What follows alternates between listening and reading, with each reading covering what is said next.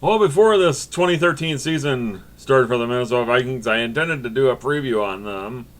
Although I didn't get to that just because I had other things going on at the time. But I just want to talk a little bit about their first 3 games of this season and why this has been a exercise in futility. Well, you can take this all the way back to April when the schedule came out for this year, and one thing I saw when they come out with the schedule is like they didn't do the schedule makers didn't do the Vikings any favors in the early part of the season, giving them 2 games on the road to start off the season, and both in the division, one against the Lions and the other against the Chicago Bears. But gosh, and I was looking at the schedule and I was just thinking, God, they're going to start off 0-2 right off the bat because they haven't been a good road team in recent years, and in the division you're putting them in a big hole right from the get-go. But then you got the game today in Mall of America Field at the Metrodome against the Cleveland Browns. First of all, how in the blue hell do you lose a game against a third-string quarterback who's had one start in his career before today, and when the Browns traded Trent Richardson earlier on, late last week, to the Indianapolis Colts, God, you would have thought they were throwing in the towel. Oh, maybe not so much. But what I'm going to talk about in this video is why Christian Ponder needs to go on the bench and why the whole coaching staff needs to be fired. First of all, I'm going to talk about Christian Ponder. When he was drafted number 12 overall in 2011 as to be maybe the quarterback of the future, if you will, I remember when he got drafted, and I watched this part of the draft, and I'm thinking, it's like, oh my God, really? You drafted him? And he's been showing you why for the last 2 years since he became the starter after. This is his second full year as a starter. He became the starter about midway into the 2011 season after that ill-fated Donovan McNabb experiment. But God, he just continues to make bad decisions. He just throws mind-numbing interceptions at exactly the wrong times, and he's running for his life on every frickin' play, it seems like, and he should be benched immediately. That's all I'm gonna say. And as far as coaches that should be fired, how about the special teams coordinator, Mike Prefer? I mean, I get that Cleveland had a fake punt, they got one for 35 yards and a first down, which led to points towards the end of the half of today's game. Now I get that sometimes a team can do a fake punt and they can be successful with it sometimes. But, you can just chalk it up to, okay, hey, they made a good play. They caught the Vikings off guard, But later on in the game, when you thought they were going to go for a field goal, the frickin' punter who was the holder, he threw a touchdown pass to Jordan Cameron, who was way out. It seemed like he was out in right field, and nobody from the coaches up in the press box, the coaches down on the field, and nobody else seemed to know what the fuck was going on. And they get burned again on a fake field goal. Twice they get burned on fake punts or field goals in the same frickin' game. That is inexcusable. Mike Prefer should have been fired on the spot. How do you would think conventional wisdom would be to if you see something funky's going on, why don't you frickin' call a timeout, Leslie Frazier? You dumb fuck. I mean, Jesus Christ. It was just mind-boggling to me that they did this, that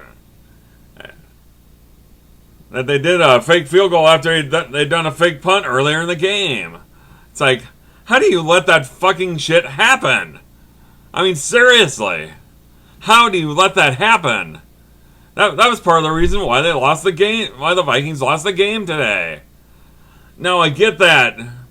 The Cleveland fans, they pretty much given up on the season anyway, but holy crap. I can get that you have nothing to lose, so you're just going to throw out the kitchen sink and everything, but I've never seen a coaching staff that was so asleep at the wheel as what I saw today.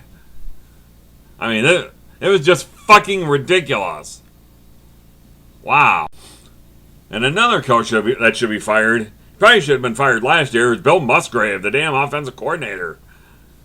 You were just bound and determined to get Christian Ponder on those play action rollouts and whatever, and they weren't for. And how were they working out for you? They weren't working for shit. And the crowd was booing pretty much the whole damn game because Christian Ponder sucks the hind tit. You want to know how bad this game was?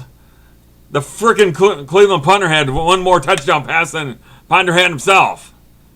Yeah, I know he had 2 rushing touchdowns today off quarterback draws or whatnot, but still.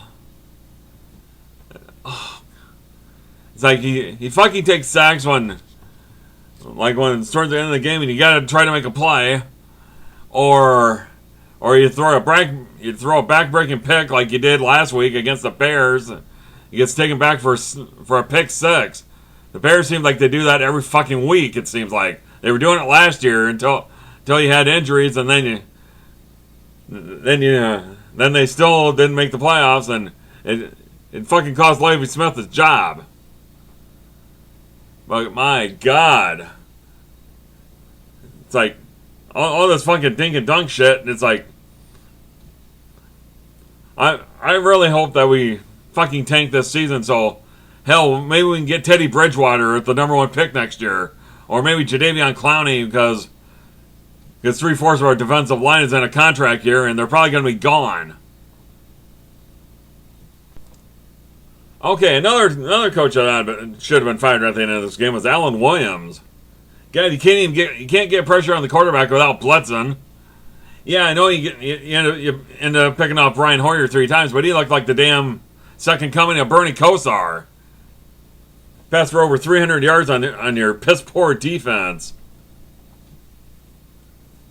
It's like 2 weeks in a row you give up the go-ahead touchdown with less than a minute to go in the game, and yeah, you just can't stop anybody from getting in the end zone.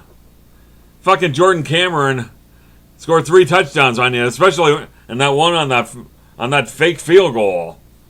Good Lord. And as badly as Ben Roethlisberger played tonight against the Bears, I'm going to damn well start him in my fantasy league next week because I'm damn sure he's going to go off for 400 yards and 4 fucking touchdowns. Maybe I'll win my fantasy game next week. And last but surely not least, how about Leslie Frazier? Of all the boneheaded challenges that you make, you frickin' tried to challenge a muff punt in the 3rd quarter that should have been a touchdown. But no. You know what we got out of it? A 15-yard penalty, which you shouldn't have even got anyway because when you challenge something like that, and Mike Pereira, the referee guy on Fox Sports that they talk to when you're trying to figure out a referee call, he said that they should have lost timeout. But still, what kind of a horseshit move is that, Leslie? Seriously. I mean, granted, that was the ref screw up. It They should have. The Vikings should have lost a timeout instead of having a 15-yard penalty against them. But it's like, God damn, you did that last year in a game. I don't remember which game it was off the top of my head, but that was horseshit. It's like there's a reason why Ziggy Wolf didn't give you a contract extension after you made the playoffs last year. You should have gotten on your fucking hands and knees and thanked Adrian Peterson for allowing you to get into the playoffs. He rushed for over 2,000 yards, damn near broke Eric Dickerson's record for single rushing yards in a year, you know. But you should have been kissing his ass every chance you got. But tell you what, I seriously doubt that you're gonna get your extension after this. You're probably gonna get your walking papers, buddy. So in closing, I'm just gonna say that I don't remember the last time. I've been a Viking fan ever since I was 8 years old. I remember watching Super Bowl IX back when I was a little kid, when they lost to the Steelers. Who, ironically, that's who they play this next week in London, England. So Christian Ponder's going to get the chance to suck on 2 continents instead of just 1.